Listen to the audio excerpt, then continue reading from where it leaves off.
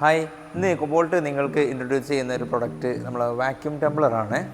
Restaurants, hotel, central കിച്ചണുകൾ എന്നിവിടങ്ങളിൽ ചിക്കന്, beef, fish എന്തുമാവട്ടെ masala പുരട്ടാൻ അഥവാ marination ചെയ്യാൻ വേണ്ടി ഉപയോഗിക്കുന്ന ഒരു ഉപകരണമാണ് വാക്യൂം ടംബ്ലർ. ഈ ഒരു ഉപകരണം നിങ്ങളുടെ കിച്ചണുകളിൽ ഉപയോഗിക്കുകയാണെന്നുണ്ടെങ്കിൽ നിങ്ങൾക്ക് ഒരുപാട് ബെനഫിറ്റുകളുണ്ട്. എന്തൊക്കെയാണെന്നുള്ളത് നമുക്ക് നോക്കാം. ബെനഫിറ്റ് നമ്പർ 1, കുറഞ്ഞ സമയം കൊണ്ട് കൂടുതൽ പ്രൊഡക്റ്റുകൾ നമുക്ക് മാരിനേറ്റ് ചെയ്തെടുക്കാം. എല്ലാം ഒരു യൂണിഫോമിറ്റിയിൽ നമുക്ക് മാരിനേറ്റ് ചെയ്തെടുക്കാം. രണ്ടാമത്തെ ഒരു ബെനിഫിറ്റ് എന്താണെന്ന് വെച്ചാൽ, നമ്മൾ കൈകൾ യൂസ് ചെയ്യാതെ മെഷീൻ വെച്ച് മാരിനേറ്റ് ചെയ്യുമ്പോഴുള്ള ഉപകാരം എന്ന് വെച്ചാൽ, നമുക്ക് എപ്പോഴും ഒരു ഹൈജീനായിട്ട് ക്ലീനായിട്ട് നമ്മൾ എപ്പോഴും ഹൈജീന് കീപ്പ് ചെയ്യാൻ പറ്റും. നമ്മളെ കിച്ചണിൽ ഹൈ ക്വാണ്ടിറ്റി മീറ്റ് നമ്മൾ പല തവണകളായിട്ട് മാരിനേറ്റ് ചെയ്യുമ്പോൾ എല്ലാ ഭാഗങ്ങളിലും ഒരേപോലെ മസാല പിടിക്കണമെന്നില്ല. നമ്മൾ മെഷീൻ യൂസ് ചെയ്യുമ്പോൾ, വാക്യൂം ടംബ്ലർ യൂസ് ചെയ്യുമ്പോൾ ഒരു ഉപകാരം എന്താ വെച്ചാൽ, നമുക്ക് എല്ലാ ബാച്ചും ഒരേ ക്വാളിറ്റിയിൽ നമുക്ക് മാരിനേറ്റ് ചെയ്തെടുക്കാൻ പറ്റും.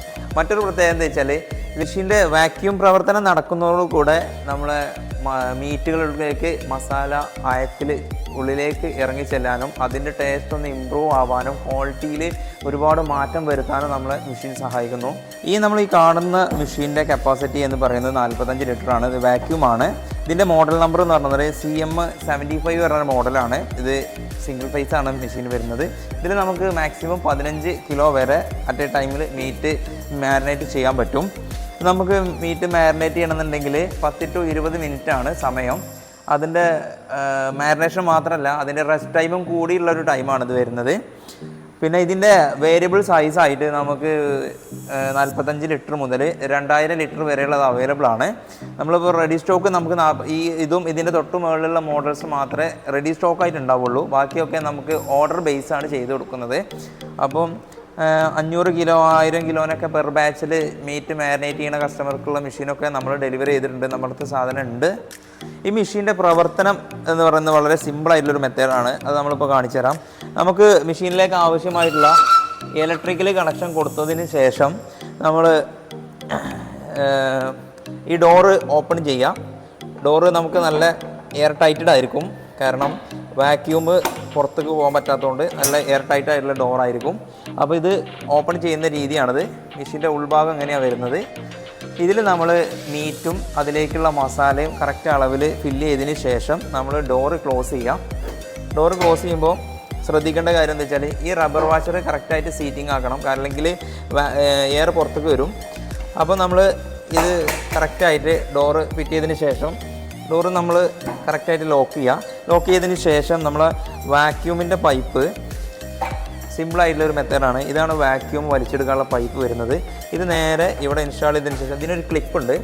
ഈ ക്ലിപ്പ് ഇതിലേക്ക് ഇട്ടിട്ട് ലോക്ക് ചെയ്യാം. ലോക്ക് ചെയ്തതിന് ശേഷം ഇവിടെ ഒരു വാൽവുണ്ട്, അത് ഓപ്പൺ ചെയ്യാം.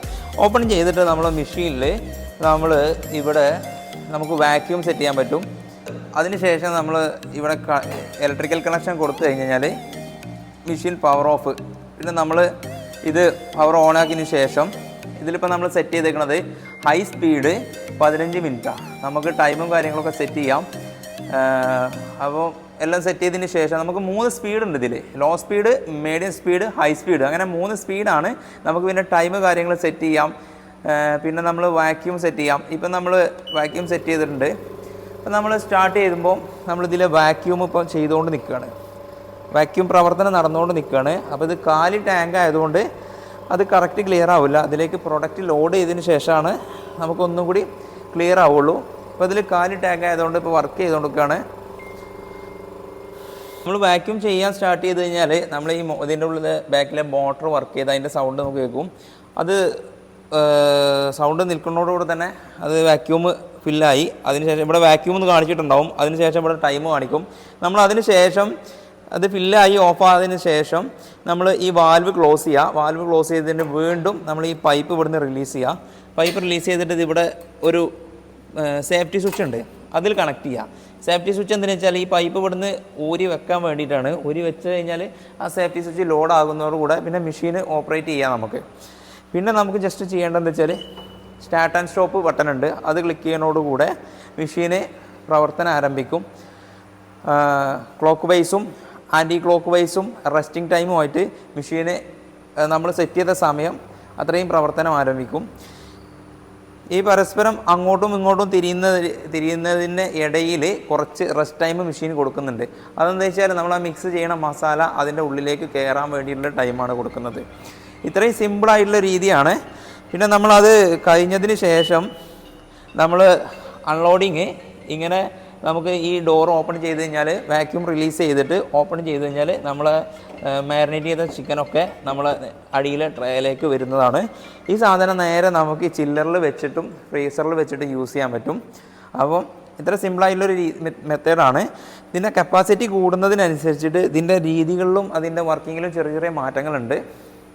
അപ്പോൾ ഈ പ്രൊഡക്റ്റുമായിട്ട് എന്തെങ്കിലും ബാക്കി വിവരങ്ങൾ അറിയാനോ ഇതിന് എന്തെങ്കിലും താല്പര്യം ഉണ്ടെന്നുണ്ടെങ്കിൽ നിങ്ങൾക്ക് കോൺടാക്റ്റ് ചെയ്യാം. കോൺടാക്ട് ഡീറ്റെയിൽസും കാര്യങ്ങളൊക്കെ താഴത്ത് കൊടുത്തിട്ടുണ്ട്.